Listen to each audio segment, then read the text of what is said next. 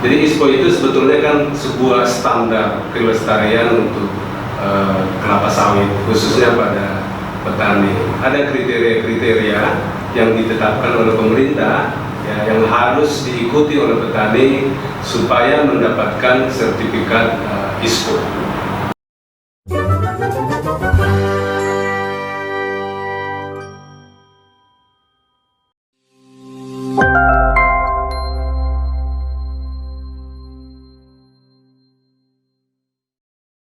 Assalamualaikum warahmatullahi wabarakatuh. Selamat siang sobat pekebun sawit di seluruh tanah air. Kembali lagi bersama saya. Perkenalkan, nama saya Satnas Desta Okarina. Saya merupakan salah satu peneliti di Institusi Riset Pusat Penelitian Kelapa Sawit. Nah, di acara podcast kali ini saya tidak sendirian loh. Jadi saya di sini akan membicarakan dan berdiskusi dengan salah satu pegiat kelapa sawit berkelanjutan Indonesia, yang mana beliau adalah Bapak Henry Marpapu. Terima kasih Pak. Terima kasih, selamat sore. Selamat sore, Bapak sehat-sehat kan ya Pak? Nah, Sobat Sawit, jadi kita sekarang ini mau bahas tentang ISPO atau Indonesian Sustainable Palm Oil Certification. Nah, khususnya ISPO ini di tahun 2025 ini kan akan menargetkan pekebun sawit rakyat nih. Jadi kita akan nanyakan langsung ke pegiat kelapa sawit berkelanjutan, bagaimana sih prospeknya buat sawit rakyat ini, terus apakah itu gampang atau enggak, dan sebagainya. Yuk kita mulai yuk. Nah, pertanyaan pertama nih Pak, ISPO itu sebenarnya apa sih Pak?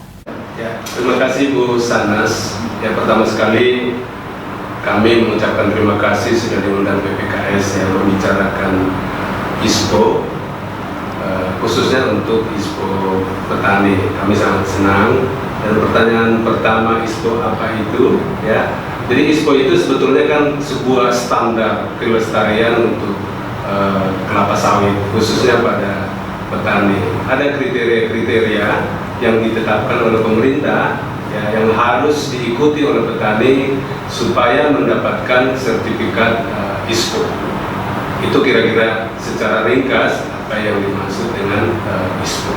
Tadi kan sudah dijelaskan ya Pak ya mengenai prosedurnya, mengenai prinsip dan kriterianya.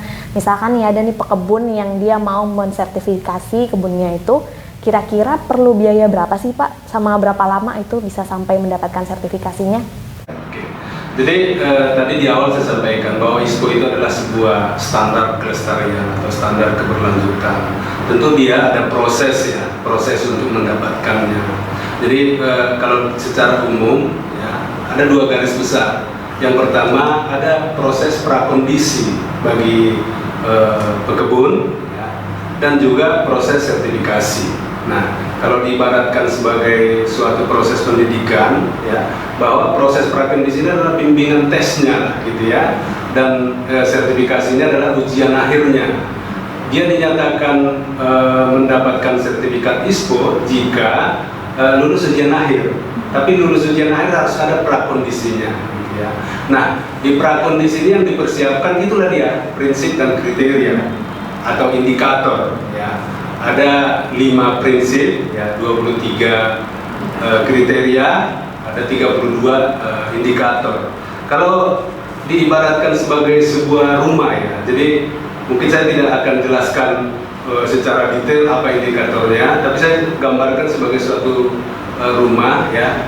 Ada fondasinya, ada pilarnya, gitu ya, ada pilarnya, kemudian ada atapnya, gitu ya, ada atapnya. Nah, fondasinya ini ya legalitas lah, gitu ya, kelembagaan pekebun, legalitas. Nah, pilarnya ini dokumentasi, pelatihan teknis budidaya, kepedulian pada K3 dan lingkungan, gitu ya, peningkatan SDM. Nah, sedangkan atapnya ini adalah pengorganisasiannya. Jadi ada yang disebut dengan istilah sistem kendali internal. Jadi sebetulnya kan tidak semua pekebun itu mengurusi ISPO, tapi ada timnya, namanya tim sistem kendali internal dan perangkat ya, perangkat sistemnya, sehingga si petani ini bisa terkelola ya. Itulah yang disebut dengan ISPO. Nah, kemudian Pak, setelah tahu biayanya berapa, lamanya mendapatkan sertifikasi itu berapa lama, misalkan dengan prosedur tersebut, kira-kira pekebun itu mampu nggak ya Pak untuk mendapatkannya itu? Oke, jadi analogi rumah tadi bisa memberikan pemahaman pada kita. Memang butuh waktu, ya, butuh waktu untuk membangun rumah, butuh waktu membangun kelembagaan petani dan petaninya sendiri untuk mendapatkan sertifikasi ISPO. Ya. Soal lamanya itu memang tergantung pada kondisi sekarang. Ya.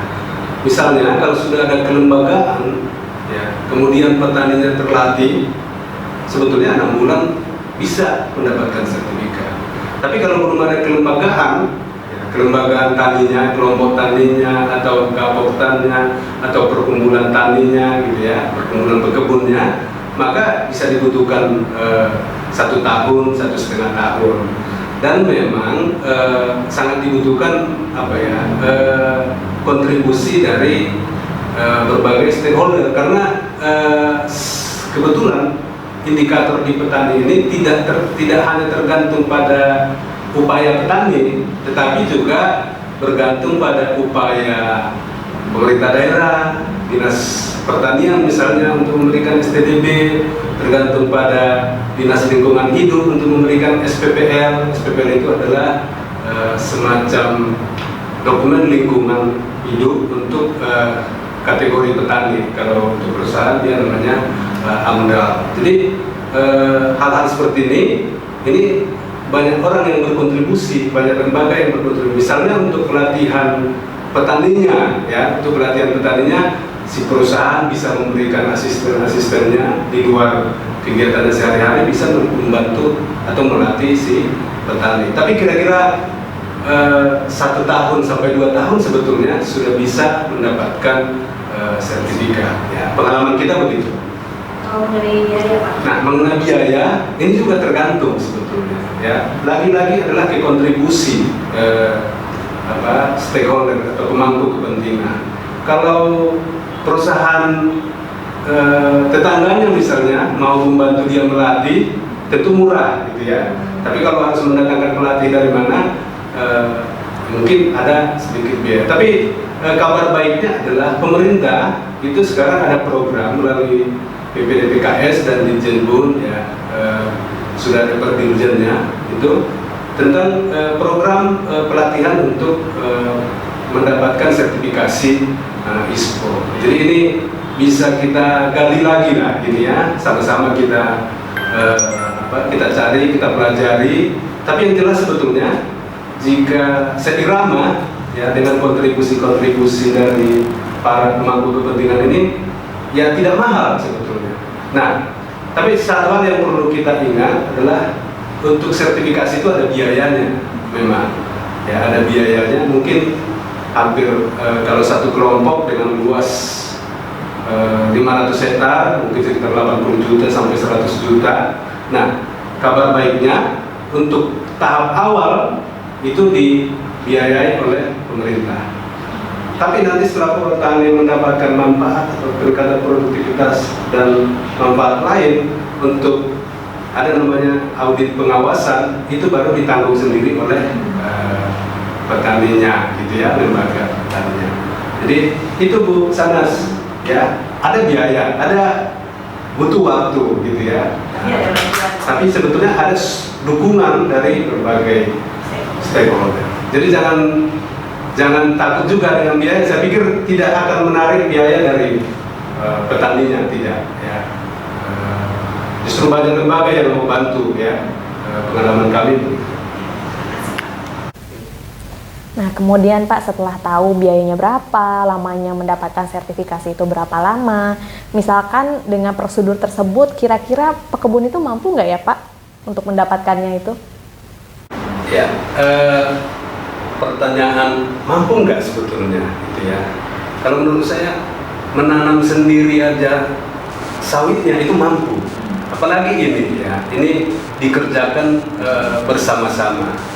Nah, yang saya lihat selama ini problemnya kan mungkin belum terinformasi pada teman-teman petani, ya, bahwa tahun 2020 4 misalnya, setiap pekebun itu sudah wajib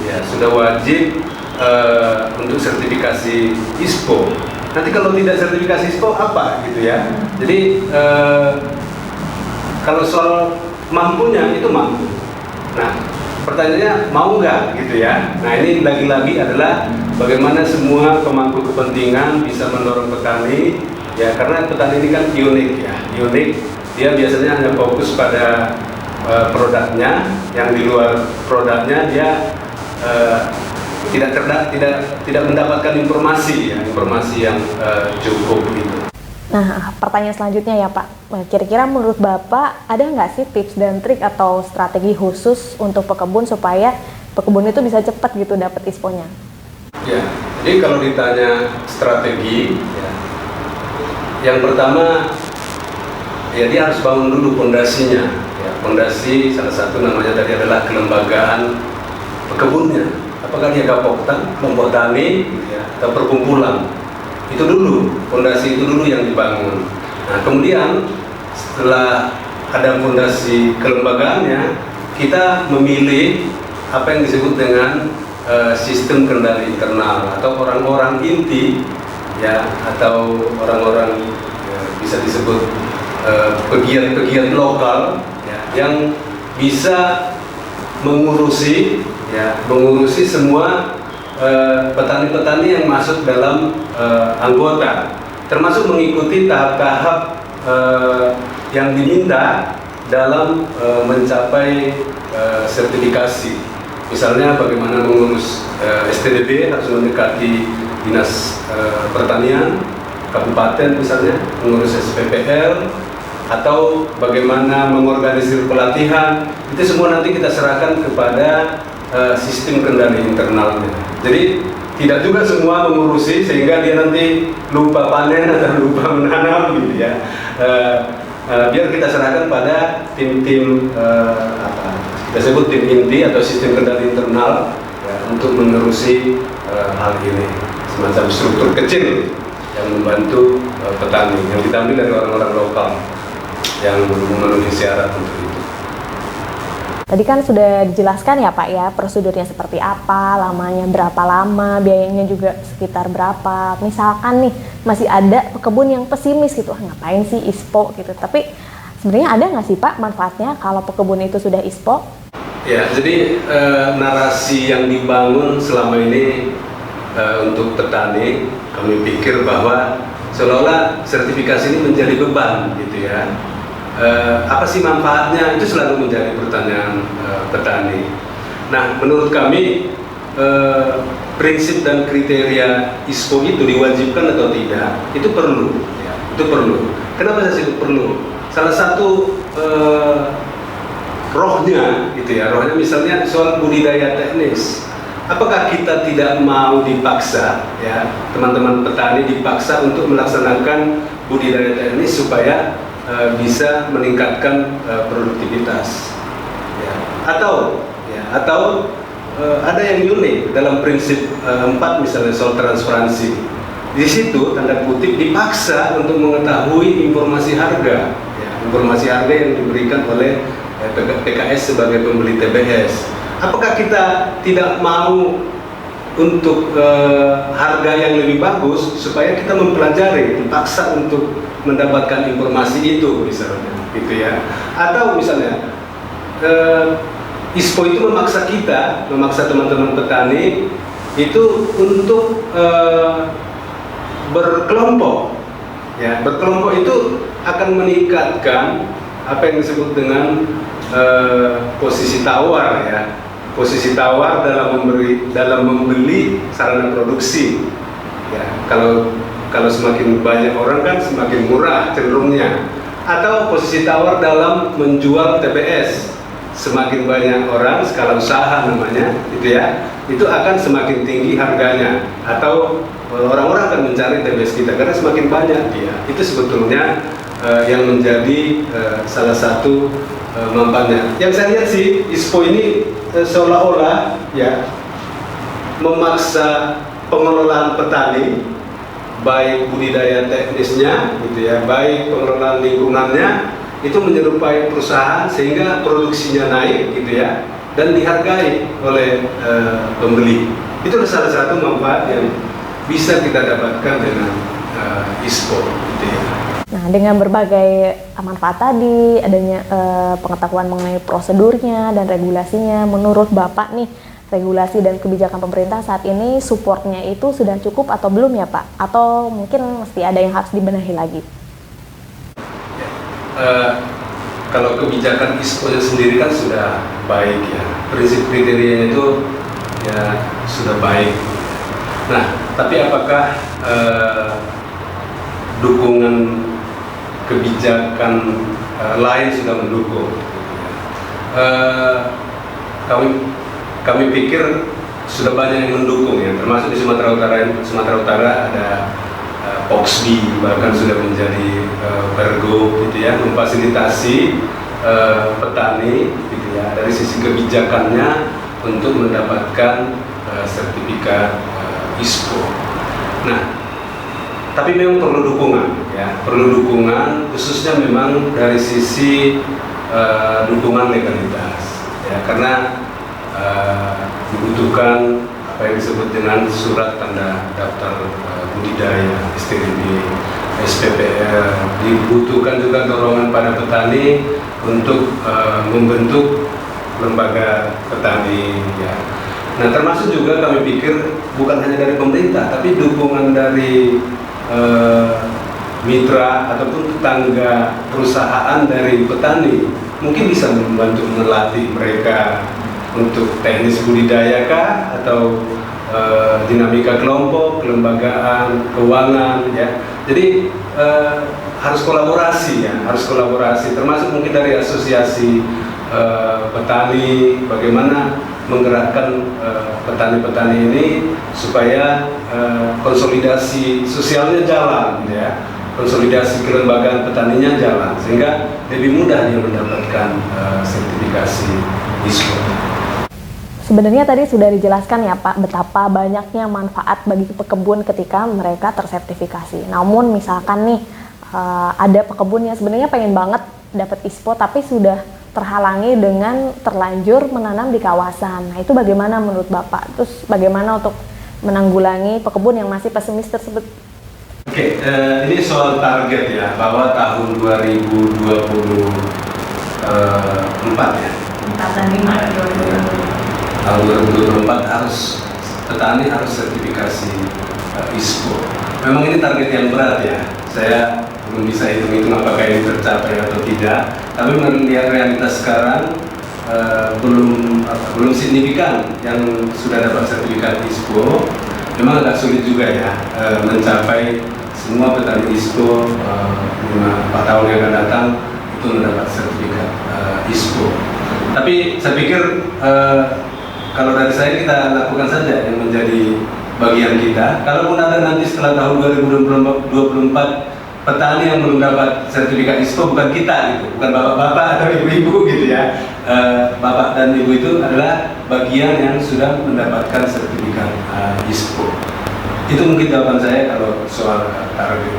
Nah, kemudian soal keterlanjuran ya. Jadi bagaimana petani-petani yang sudah terlanjur di kawasan hutan ya. Ini memang ya pertanyaan sulit ini ya, pertanyaan sulit yang selalu ditanyakan ya. Ya terus terang memang saya tidak bisa memberikan apa gitu solusinya gitu ya untuk menjawab soal keterlanjuran. Yang jelas memang ya fondasinya tidak dia dapat. Kalau dari gambaran rumah ISPO itu soal legalitas tadi dia tidak dapatkan gitu ya. Mungkin STTDB tidak dia dapatkan, atau SHM juga tidak dia dapatkan, atau SPPL juga mungkin dia tidak akan dapatkan, sehingga di pondasinya udah gagal ya. Nah, kita tunggulah pemerintah bagaimana menyelesaikan masalah soal keterlanjuran ini. Wah, menarik sekali ya Pak. Sebetulnya pekebun rakyat ini tidak usah pesimis lagi ya sebenarnya untuk mengikuti ISPO. Nah, menurut Bapak sendiri dari sepanjang kita diskusi ini Pak, kesimpulannya apa nih Pak? Ya, jadi kalau kembali ke tema kan apakah petani petani itu bisa mendapatkan ISPO? Sulit atau enggak? Ya. Nah jawabannya, ya kalau saya sih optimis. Ya, optimis sepanjang mereka mau tersosialisasi dengan baik, mereka bisa mendapatkan ISPO, gitu ya. Bisa mendapatkan ISPO. Dan saya pikir ya ISPO ini akan memaksa petani semacam sekolah gitu ya, semacam sekolah mendapatkan ijazah, kemudian setelah dia mendapatkan ijazah, dia mendapatkan manfaat, misalnya peningkatan produksi ya dengan budidaya teknis yang bagus, peningkatan produksi atau peningkatan posisi tawar, harga TBS yang lebih baik gitu ya, dan manfaat-manfaat lainnya gitu yang bisa didapatkan oleh petani. Jadi kami pikir semangat ya untuk mendapatkan sertifikat ISPO. Tidak ada pilihan, tahun 2024 ya harus mendapatkan sertifikat ISPO. Ya. Terima kasih banyak Pak Henry. Memang kita harus tetap optimis ya Pak, yang di tengah begitu banyak krisis di negara ini, pekebun rakyat juga masih tetap bisa berkontribusi dengan menjadi lebih baik, yaitu dengan mengikuti sertifikasi ISPO, karena manfaatnya juga akan dikembalikan kepada mereka. Nah begitu kira-kira teman-teman sobat sawit semua, diskusi kita mengenai ISPO untuk pekebun sawit rakyat. Sampai jumpa lagi di kesempatan yang lain, dan jangan lupa untuk tetap sehat, tetap semangat, dan salam sawit berkelanjutan Indonesia. Terima kasih. Terima kasih. Reza, kami dan Bu Sanas. Ya, sama-sama Pak. Assalamualaikum warahmatullahi wabarakatuh.